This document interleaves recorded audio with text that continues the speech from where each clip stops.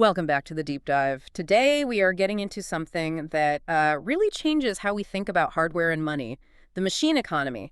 I'm Max Ledge, and with me, as always, is Sasha Coyne. Hey there. Yeah, this is a big one, and we've got sources that show this isn't just a sci-fi idea anymore. We're looking at real, tangible interest in a world where robots and devices are, their own economic agents transacting on the blockchain. That's exactly the mission today. We want to cut through some of that futuristic hype and look at the actual tech and, more importantly, the metrics that are driving this whole new field. How close are we, really? Well, what's driving the buzz is, I think, the visual side of it. These ideas of tokenized farm bots or delivery drones that earn their own keep. But the more important thing from a tech and investment side is the institutional interest. It's real. And it's all part of this convergence we have to define, which is DPI. DPI, okay. Yeah, decentralized physical AI. It's this blend of AI, robotics, and DPIN, decentralized physical infrastructure networks. Okay, let's unpack that right away. Part one, what is the autonomous machine economy? Because for years, automation was just, a robot arm in a factory, isolated. What changes when you add Web3? The change is, it's fundamental. Your robots, your drones, your sensors, they go from being these isolated tools to being independent. They're not just automated anymore. They're autonomous. They can earn, spend, borrow, even invest, all inside these decentralized networks. It completely shifts the role of the machine. So that financial autonomy, that's the real key, the ability to manage its own wallet. How does Web3 actually enable that? I mean, how do you trust a transaction between two machines? It provides the rails for it, the guaranteed auditable transactions without eating a bank or a company in the middle. And crucially, it provides identity. A project like Peak gives a machine a decentralized ID, a Peak ID. Think of it like the machine's passport and its bank account all rolled into one. It's a self-sovereign identity on-chain. So there has to be a specific action loop then. Can you walk us through how a robot would, say, earn its first dollar? Right. It starts with authentication. The robot finishes a task, maybe it delivers a package or collects some sensor data. It proves it did the job via the blockchain. And a smart contract triggers the payment instantly in tokens. And here's the cool part. The money doesn't just sit there. It can be automatically split and sent to stakeholders, the owner, data providers, whoever, all through smart contracts. That's what makes those demos so compelling, right? You can actually see it happen. A drone maps a field, uploads the data, and boom, tokens appear and are sent to the people who stake the compute power for it. Exactly. But our sources do add a dose of reality here. While the vision is amazing and really engaging widespread adoption, it still depends on proving it can scale and on overcoming some pretty big technical barriers. So we're still, in the early innings of proving this can work at an industrial level. It's still a bit speculative. That brings us back to DPI. It sounds incredibly complex, bringing three huge sectors together. Can you break down the roles for us? AI, robotics, DePIN. Why do they all need to work together? Yeah, think of it like building a person. Robotics is the physical body. The hardware, the arms, the wheels that do the physical work. AI is the brain. It's the intelligence, the perception, the part that makes decisions. It tells the robot what to do and how to react when something unexpected happens. Okay, so body and brain. Where does DPIN fit in? What's its job? DPIN is the nervous system and the utility grid all in one. A robot can't operate in a vacuum. It needs things like connectivity, data storage, compute power, even energy. DPIN provides those things through crowdsourced, decentralized networks. So the robot isn't just relying on one single cloud provider like Amazon Web Services. That's what makes it truly independent and able to work with hardware from any vendor. That makes sense. It needs decentralized support systems to be truly autonomous.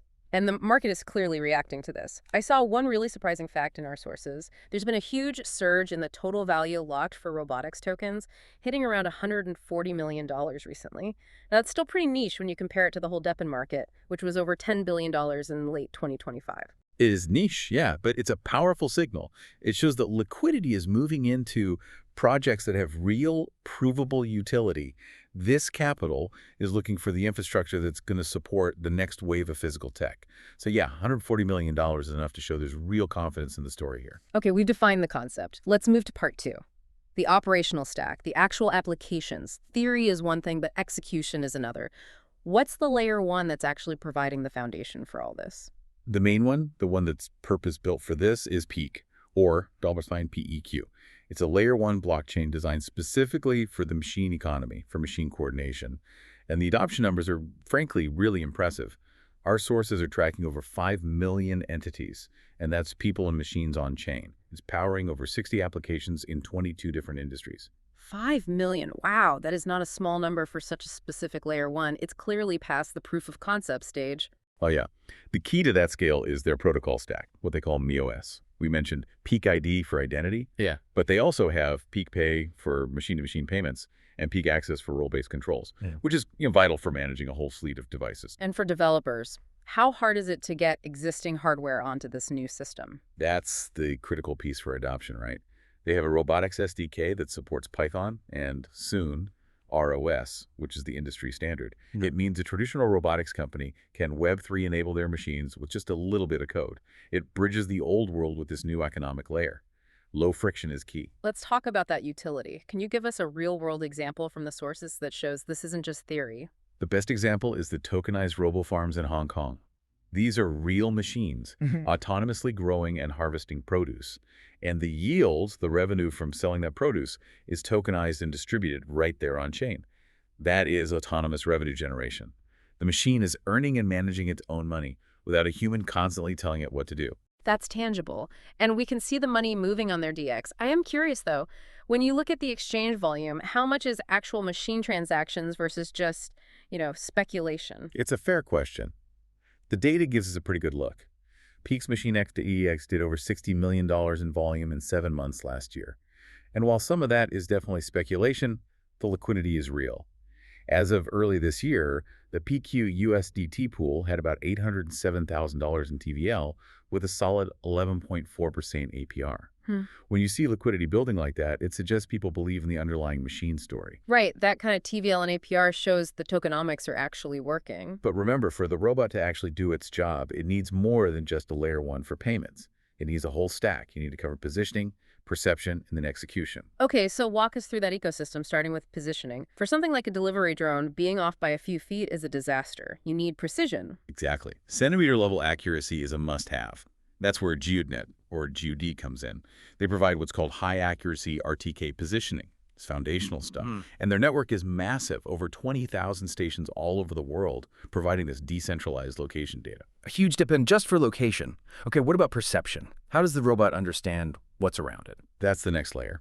Projects like Auki, AUKI, are focused on decentralized spatial data.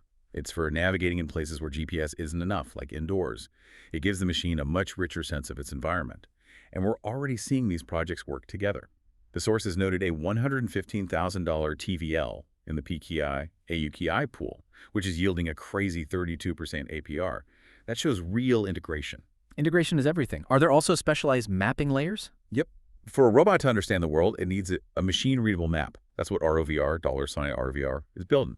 A 3D spatial mapping of DPIN, using special hardware to create these super precise 3D models of the world. And then at the very top of the stack, you get the AI and execution layer. That's where the complex decisions happen. And which projects are working on that execution part? You've got CodeXFlow, CodeXO on Solana, which is for more general AI automation. And then there's Neuron9, which is developing HEI, or artificial general intelligence controllers. What's really interesting is they use game simulations to train the robots in a safe virtual space before putting them out in the real world. So it's a full multi-layered system from location all the way up to intelligence. That's a really mature stack. It's definitely moved beyond just a concept. Okay, in part 3, let's look to the future and also the risks. What's the outlook for 2026? The outlook is just acceleration. 2026 is shaping up to be the year of AI blockchain convergence. Blockchain is going to become the de facto verification layer for AI agents, the way to prove what they did and why. And we're also expecting a big shift in how we pay for services. You mean outcome-based payments? How does that change the model? It changes everything. Instead of paying a robot for its time, you pay it for successfully doing the job. Think about an autonomous taxi.